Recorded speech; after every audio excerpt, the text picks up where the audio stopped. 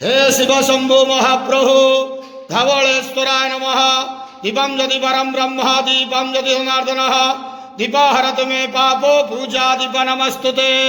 धवलेश्वर महाप्रभु संसार सुखी रखंतु।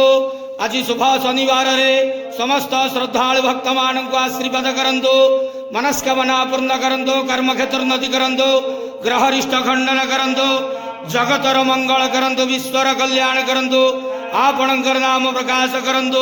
सेवकर डाक श्रवण करंतु। महाप्रभु धवलेश्वराय नमो नमः। समस्त गुआवसा भक्त मानकर मनस्कामना पूर्ण करंतु। बाबा धवलेश्वराय नमः। संसार सुखी रखंतु आनंद केवार हरि बोलो।